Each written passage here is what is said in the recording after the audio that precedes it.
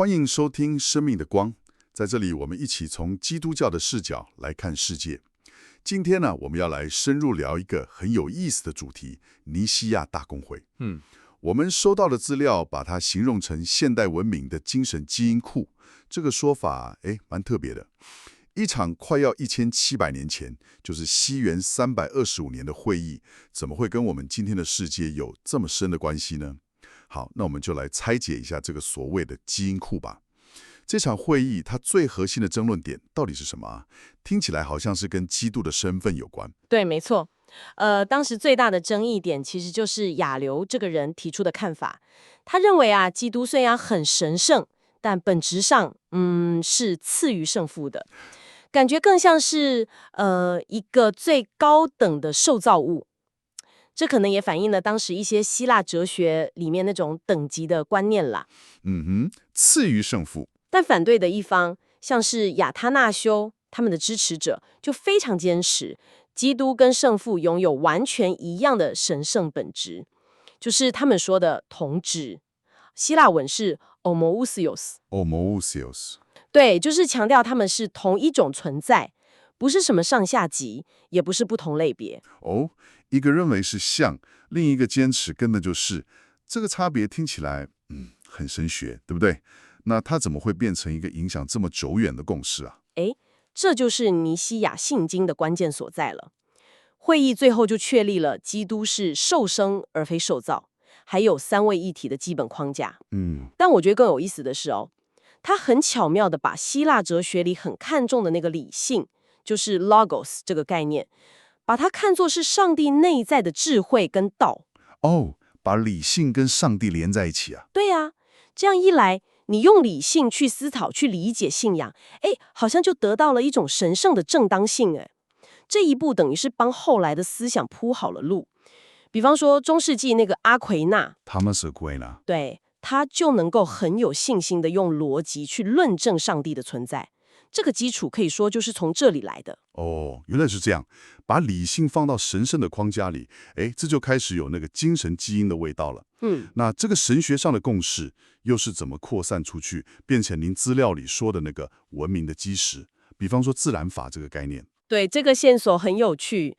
会议确立了宇宙是有一个神圣秩序的创造嘛？神圣秩序这个观念后来经过像是奥古斯丁啊、阿奎那这些思想家一直去深化，就慢慢发展成了自然法理论。阿奎那又认为人的理性是能够认识上帝设立的这个秩序的。然后呢，就用这个认识到的秩序来当做地上制定法律的基础。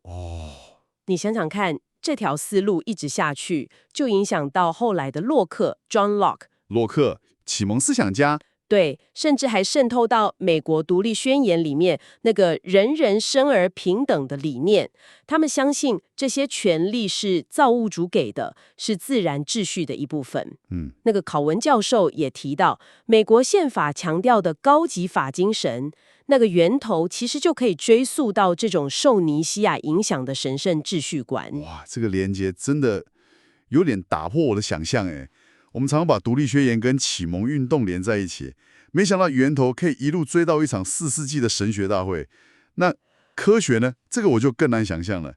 一个宗教会议怎么会影响到科学革命？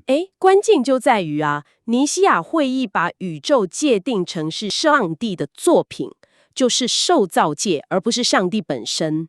是作品，不是上帝。对，这等于是说，宇宙虽然神圣，但它是可以被研究、被理解的对象。研究它就不再是亵渎神明了。好，解除了禁忌的感觉。是的，而且既然万物是上帝用他的理性、他的智慧创造出来的，那么你去探索自然的规律，比如说研究行星运动的开普勒，或者发现万有引力的牛顿，他们都觉得自己的工作其实是在揭示这位理性造物主的伟大设计，是在荣耀他。哇，从法律秩序到科学探索，看起来好像是两个世界，但背后都有那个理性跟秩序的影子在。不过资料里面也提到这场会议好像也不是全然都那么美好啊，它似乎也埋下了一些冲突的种子啊。对，这点也很重要，不能忽略。那个君士坦丁大帝呀，他为了帝国的统一，就动用了政治权力来强制推行信经。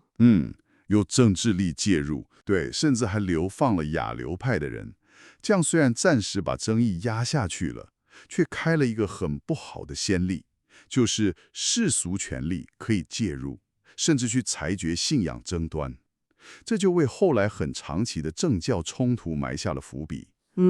同时啊，那种正统跟异端的二元对立思维，也加剧了后来的宗教不宽容，甚至引发战争。哎，这也是历史上很不幸的一面。对，但吊诡的是这种简单关系好像也刺激了文明内部的反思跟更新。对，比如说启蒙时代的伏尔泰、佛特尔、康德 （Immanuel Kant），他们虽然大力批评教会的权威，对，他们是出了名的批判者。是啊，但他们所高举的那个理性价值，恰恰也是尼西亚会议当初提升和肯定的那个价值啊。哎，这么说来，这场会议既是奠基，又引发了矛盾，留下了一份很复杂的遗产。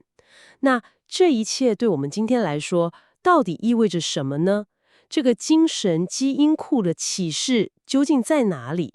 我想，这里最值得我们深思的是，尼西亚大公会议它其实创造了一个能够不断自我更新的精神基因库。当我们今天在谈论人权、法治、科学探索的时候，我们其实是在延续一场从1700年前就开始的对话。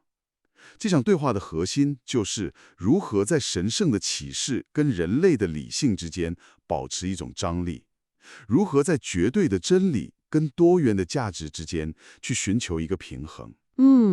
启示与理性，真理与多元，这确实是核心的张力。对，就像尼西亚信经在不同的时代被天主教、东正教、新教共同诵读一样，这场会议的精神遗产其实已经超越了宗派的界限，成为了现代文明的一种共同财富。